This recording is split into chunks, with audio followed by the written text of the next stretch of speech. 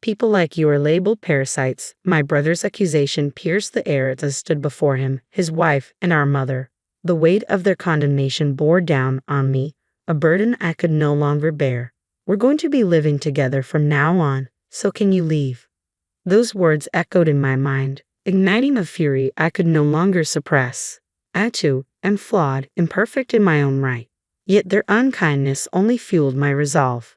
No longer will I endure their scorn silently. It's time they realized the mistake of underestimating me.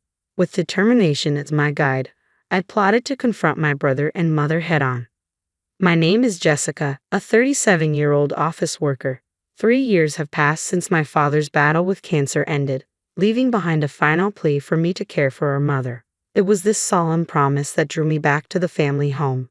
But instead of gratitude, all I received were endless demands, as if my sacrifices were expected, not appreciated. I'm heading out to grab dinner with the neighbors. Can you spare some cash? She casually tossed the request my way. Make sure you have some money ready for tomorrow. It's my friend's birthday, and I need to get a gift. Her demands seemed endless. Our vacuum cleaner is ancient. We need a new one, the latest model, she insisted, adding yet another item to the list. Each demand felt like a weight pressing down on me, her temper flaring if I dared to object. Reluctantly, I found myself acquiescing to her desires. Managing the constant stream of requests became a chore in itself. To streamline the process, I made her an authorized user on a separate account, transferring a lump sum to cover her expenses. As a single office worker in my later years, I've dedicated countless hours to my career, resulting in a substantial income. Additionally, I've wisely invested in stocks over the years, building a significant nest egg. However, these details are kept from my mother, a habitual spender whose tendencies would surely drain my savings. Yet for now, her frivolous habits aren't a pressing concern. Unbeknownst to her, I diligently save while she continues to splurge. Our monthly expenses tally around $4,000, largely due to her extravagance. I recognize the wastefulness of our situation, but altering it proves daunting. I'm not prepared to sever ties with my mother, despite the financial strain. Conflicting emotions towards familial duty cloud my judgment. Is valuing family a facade, or simply a sign of vulnerability? The driving force behind my continued existence in this distorted reality is the pledge I made to my father. He was my beacon of integrity, hardworking, compassionate, and forthright. From a young age, I revered him, striving to emulate his exemplary character. Following his sage advice, start early, reap the rewards, I began stashing away funds during my student days, laying the groundwork for future investments. Even upon entering the workforce, I remained steadfast in my savings pursuits, eventually amassing enough capital to venture into the world of investments. Throughout this journey, I absorbed invaluable lessons on financial literacy, a legacy passed down from my father. Armed with knowledge, I navigated the complexities of investment with relative ease, reaping profits and avoiding major pitfalls. Similarly, I mirrored my father's work ethic, seeking his counsel whenever I encountered professional challenges. In the early years of my career, post-work drinks with my father became a cherished tradition, providing a sanctuary for candid discussions away from the tensions that sometimes brewed at home. While my mother's presence occasionally injected discord into our conversations, those moments shared with my father offered solace and clarity amidst life's tumult. Under my father's guidance, I flourished in my career, finding both success and a newfound sense of self-assurance. My passion for my work deepened, feeling a profound dedication to my professional pursuits. Despite remaining single, I harbored no regrets about prioritizing my career. Life unfolded in a familiar rhythm. While my mother's extravagant tendencies remained a concern, I chose to focus on my work, allowing her the freedom to indulge in her habits. Yet, amidst the demands of my job, my mother insisted on assigning household tasks, blurring the lines between work and home life. Determined to maintain equilibrium, I endeavored to balance both spheres of responsibility. Over time, I honed my domestic skills, mastering chores, and even refining my culinary talents. I viewed these endeavors optimistically, imagining they might one day serve me well in marriage. Nevertheless, the weight of my mother's expectations grew burdensome. I sensed the need to break free from the confines of this suffocating existence, yearning for a life unencumbered by her demands. Amidst the chaos of my daily life, the presence of my older brother and his wife only served to compound my troubles. David, my elder by 2 years, and his wife Lily, who coincidentally shares my age, began frequenting our family home more often. While their visits weren't inherently problematic historically, David and I never saw eye to eye. Our personalities clashed relentlessly. I embodied the conservative and prudent traits inherited from our father, while David mirrored our mother's impulsive and carefree nature. Since childhood, David's approach to finances mirrored his personality. He spent recklessly, devoid of any foresight or planning, living purely for the present moment. Yet despite his financial missteps, he possessed a cunning charm, adept at winning our mother's favor whenever he found himself in need of funds. "Mom, I truly appreciate all your hard work and dedication to keeping our household running smoothly," David would croon, effortlessly weaving his way into her good graces. "I promise to lend a hand with chores next time." With honeyed words, he effortlessly manipulated her, securing whatever his heart desired. Not only was David adept at charming our mother, but he also excelled in sports, particularly soccer, where his skills earned him admiration from the community. To our mother, David was the epitome of pride, a son whose accomplishments reflected positively on her.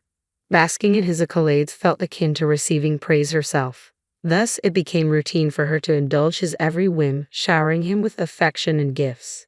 In contrast, my strengths lay in academia, lacking the prowess displayed by my brother in sports. Consequently, from my mother's perspective, there was little cause for celebration in my endeavors. I appeared unremarkable, often overshadowed by David's achievements. In the eyes of our neighbors, I was simply known as David's sister. This dynamic fueled my mother's favoritism towards him, leaving me feeling overlooked and undervalued. Moreover, my close bond with our father likely exacerbated her preference for David. Despite our father's attempts at impartiality, my mother's partiality only deepened David's arrogance and hostility towards me.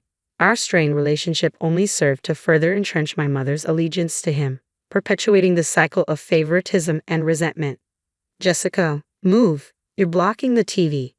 "Why should I? I was here first. The anime I've been waiting for is about to start. Move from that spot on the couch." "What? You've recorded that anime. You can watch it later. I want to watch it live now." "Just move." David's self-centeredness was a common occurrence, his desires always taking precedence. Despite the blatant unfairness of his demands, our mother consistently sided with him. Even in moments of conflict or disagreement, she remained steadfast in her support of David.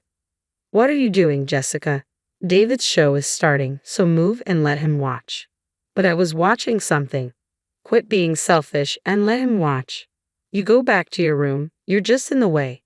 Mother's scolding reverberated through the air, her tone sharp and unyielding. Left with no recourse, I retreated to the solace of my room, while David claimed the couch without a hint of remorse.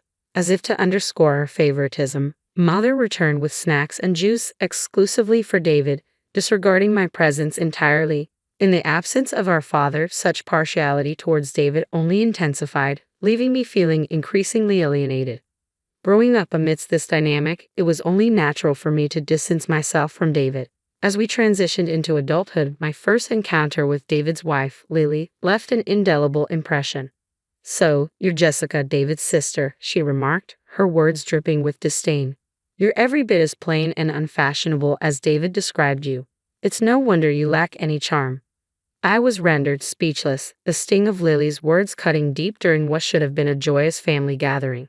While such comments might have warranted reprimand from other family members, David and Lily appeared to revel in their cruelty, leaving me with an instant aversion towards Lily. Her disdainful remarks became a recurring theme, tarnishing even the most cherished family gatherings from New Year's celebrations to Independence Day. "Jessica, we're the same age, yet here you are, still single. Have you ever even had a boyfriend?" Lily's taunts echoed through the room, amplified by David's chuckles of agreement. "No man would ever consider someone as ordinary as you. Jessica's always been devoid of worth, with nothing to offer." They jeered in unison, their words a harsh reminder of their disdain for me. In my father's absence, David and his wife seized the opportunity to demean me, with my mother offering no defense, only joining in their laughter. Consequently, every family gathering at our parents' home became an ordeal for me. Several years ago, when David was transferred for work, the frequency of these uncomfortable gatherings diminished, offering me a semblance of peace. However, his recent return brought back the unwelcome intrusion. Regardless of the season, David and his wife now visit every weekend, disrupting my routine and exacerbating the tension.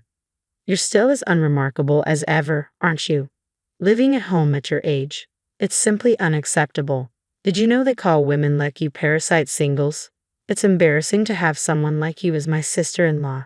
Their mocking words only adding insult to injury. David and Lily's harsh words strike a chord of truth within me. It's undeniably embarrassing.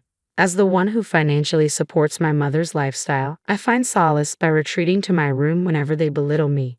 While they don't actively seek my company, I can't help but notice their outings with my mother.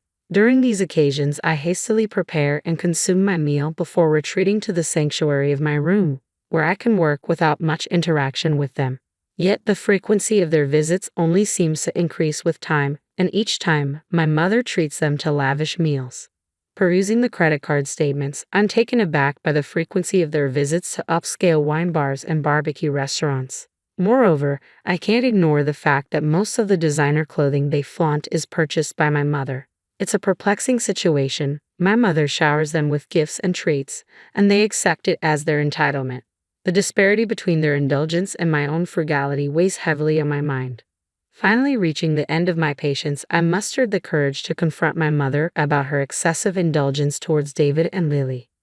Mom, you're spoiling David and Lily too much with all these fancy dinners. They both have jobs. Why don't you let them pitch in sometimes? My words ignited a fiery reaction from my mother, her face flushing with anger. Who do you think you are, telling me how to spend my money? How I treat David and Lily is none of your concern. Have you forgotten the favor of allowing you to live under this roof? Her words struck me like a blow, leaving me stunned by her audacity. It was perplexing how she could disregard all I've done for her, seemingly forgetting my contributions to our household. The only reason I remain in my childhood home is out of respect for the promise I made to my father, not out of any desire to be with her.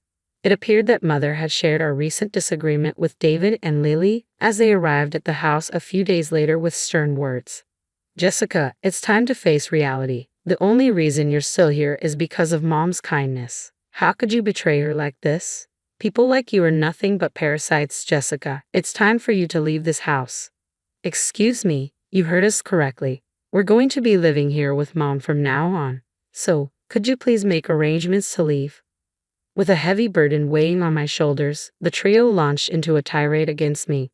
My patience waned as their words cut deeper. I'm no saint. There's no reason for me to continue being kind to people who treat me like this. It's too late for them to realize the error of their ways. In that moment, a plan for retribution formed in my mind against David, Lily, and Mother. I understand. If my leaving brings you satisfaction, then so be it. The couple's malicious grins only fueled my resolve. Remember your promise. If you're still here when we return, we won't hesitate to evict you. With determination coursing through me, I bid farewell to the house. Let's start anew, Mom. Yes, I'm thrilled. It'll be wonderful living with David and Lily. What a joy it will be. As they gleefully discussed their future, I retreated to my room, immediately setting out to find a new home. Opting for practicality over extravagance, I settled for an affordable apartment near my workplace, prioritizing safety and convenience. With the logistics swiftly arranged, I notified Mother of my impending move. In response, she wasted no time informing David and Lily. A week later, my relocation was complete, and it became clear that Mother's allegiance lay elsewhere. She embarked on a vacation with the couple, only returning in time for David and Lily's move into our family home. Soon after, Mother's voice crackled through the phone, laced with shock and anger. Jessica, what's going on? Where are all the furniture and appliances? Well, I bought them with my own money, so I took them with me, I replied calmly.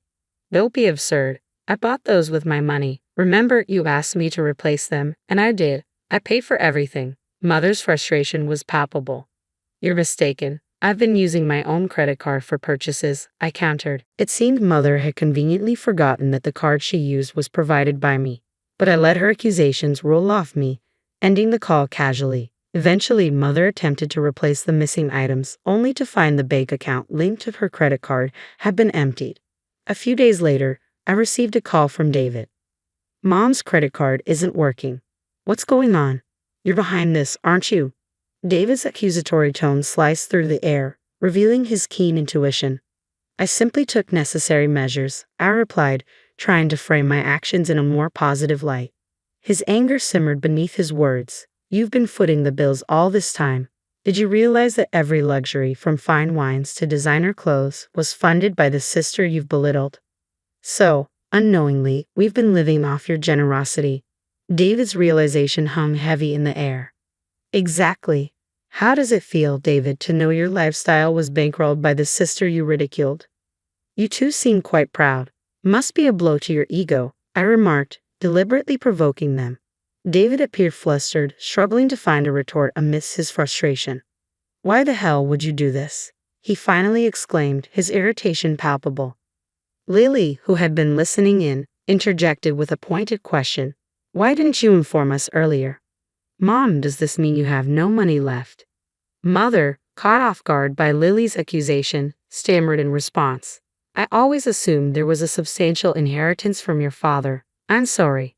While our father did leave behind some inheritance, Mother's extravagant spending habits depleted much of it, leaving little for us. It was this realization that prompted him to advise me to build my own wealth.